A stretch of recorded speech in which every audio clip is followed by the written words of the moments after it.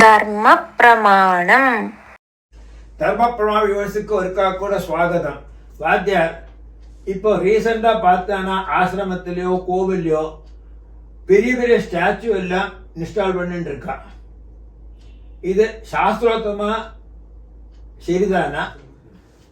இப்போ நிறைய இடங்கள்ல பெரிய பிக் ஸ்டாச்சு எல்லாம் வருது. இந்தியாவில முழுவதும் ஆயிடுச்சு, ஃபாரின் கண்ட்ரீஸ்லயும் இருக்கு இந்த மாதிரி ஸ்டாச்சு வைக்கிற ஒரு பருவம். ஆசிரமங்கள்லையும் கோவில்களிலும் இப்போ நிறைய இடங்கள்லையும் ஸ்டாச்சு வைக்க தொடங்கியாச்சு. புதுசா തിരുവനന്തപുരത്തിലെ കേരളമെല്ലാം തിരുവനന്തപുരം ചൊല്ലിട്ട് ഒരു ഇടത്തില് ആഴിമല വരുക, അങ്ങൊരു പരമശിവരോട് സ്റ്റാച്ചു വെച്ചിരിക്കുക.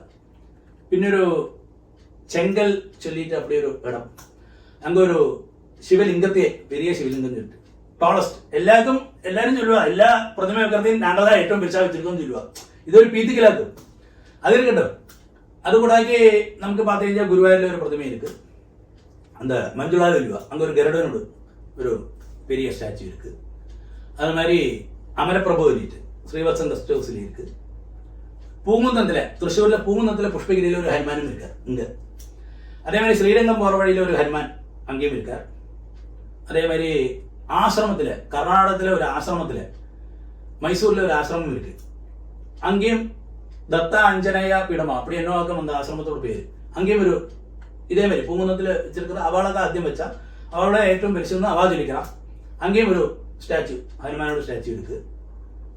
இப்படி நிறைய இடங்கள்ல இப்போ ஒரு ட்ரெண்ட் ஆயிட்டு வந்துருக்கு பெரிய ஸ்டாச்சு வைக்கிறது.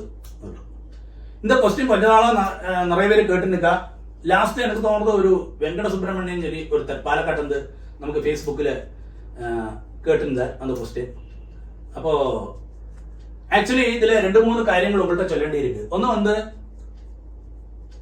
ഒന്ന് ഭക്തിയോട് പേരിൽ വെക്കற സ്റ്റാച്ചു, അതായത് ഭക്തിയോട് പേരിൽ ഒരു കോവിലുമായി ബന്ധപ്പെട്ട അങ്ക എന്ന ഇതോ அந்த ഹനുമാൻ, இப்போ രാമനെ കൊല്ലുന്ന ഹനുമാൻ ഇല്ലാട്ടാ പരമശിവനുമായി ബന്ധപ്പെട്ട அந்த ശിവലിംഗം அப்படி வைக்கிற ஒரு விதி. பக்தியுமா பந்தப்பட்டது இல்லாட்டா அந்த அங்க வைக்கிற அஷ்டமங்கல பிரശ്നത്തിലോ அப்படி ஒரு പ്രതിമ வைக்கணும் എന്ന് കണ്ടു കഴിഞ്ഞാൽ அப்படியே வரும். இனி ஒரு രീതി നമുക്ക് அந்த கோவிலையோ அந்த பிரதேசத்தையோ എന്നാത് விதத்துல ആൾക്കാരെ അട്രാക്ഷൻ பண்றதுக்கு വേണ്ടി, അതായത് அந்த கோவிலுக்கு ആരും വരാക്കി இருக்காന്ന ഒരു സന്ദർഭത്തില് പ്രതിമ വെച്ച് കഴിഞ്ഞാൽ ഇങ്ങേക്കും ലോകത്തിലെ ഏറ്റവും വലിയ പ്രതിമയും ചൊല്ലിക്കഴിഞ്ഞാൽ அப்படி நீங்கள் வாங்கோ கோவிலுக்கு அப்படியே பாருங்கோ, പ്രതിമയും பாருங்கோ கோவிலையும் பாருங்க, அப்படி ஒரு விதி. இனி பிளாக் மணியை ஒயிட் மணி ஆக்குறது. അല്ല, ഇത് എനിക്ക് വ്യക്തമായി ഇതേ പറ്റി തെരിയറുണ്ടാക്കി ഞാൻ ചൊല്ല. കാരണം മെയിനാ உங்களுக்கு தெரியும், നമ്മൾ പബ്ലിക്കില് ഒരുപാടുമായിട്ട് ഇന്ററാക്ഷൻ പண்றோണ്ട്, ഒരുപാട് കാര്യങ്ങൾ ആത്മാർത്ഥമായി നമ്മൾ പേശുന്നുണ്ട്. അതുകൊണ്ട് சொல்றாക്കുന്ന ഒരു കാര്യം, இந்த 3 സബ്ജക്റ്റേയും 3 വിഷയത്തെയും ഞാൻ ചൊല്ല. കാരണം വ്യക്തമായി എനിക്ക് തെരിയറുണ്ട്. എനിക്ക് தெரிஞ்ச ഒരിടത്തില് ഒരു സ്റ്റാച്ചു വെച്ചിരിക്കാം. അങ്ങനത്തെ ഓഡിറ്റർ ഞാനും അവരും അത്രയും ബന്ധമുള്ള ആളാണ്.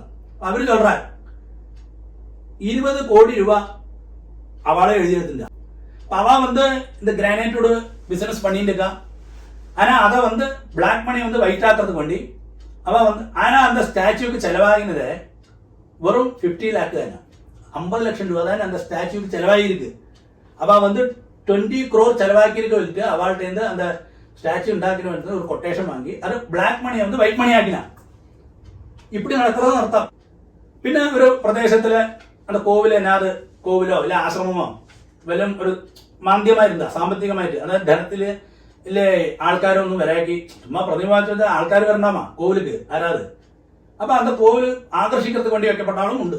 അപ്പൊ ഇതെല്ലാം പല വിധത്തിലും ഉണ്ട് നടത്താം. അപ്പൊ ഇതെല്ലാം ഏത് രീതിയിൽ നടക്കണമെന്നുള്ളത് നമുക്ക് ഒന്നും ചൊല്ലപ്പെട്ടാത്. ഇപ്പൊ നിങ്ങൾ പാത്തു കഴിഞ്ഞാൽ തെരിയും, മൈസൂരും കിട്ടാൻ നഞ്ചങ്കോട് വരിക. നഞ്ചങ്കോട്ടിലുള്ള പെരിയൂര് ഇതേമാതിരി ശിവനോട് ഒരു ഇത് വെച്ചിരിക്കാം, ലിംഗം. അതേമാതിരി ഒരുപാട് ഇടങ്ങളിൽ ഉണ്ട് നടത്താം. அப்போ ஒரு பிரதேசத்தையோ ஒரு கோவிலையோ ஆத்மார்த்தமா அந்த கோவிല് எப்படியாவது 4 பேர் அந்த கோவிല് அப்படியே அபிவிருத்தி வரணும்னு நினைக்கப்பட்டவாளும் இருக்கா. ஆனா பிளாக் மணியை വൈറ്റ് ആക്കുന്നതിന് വേണ്ടി അത് ഉപയോഗപ്പെടുത്തുന്നവരും இருக்கா.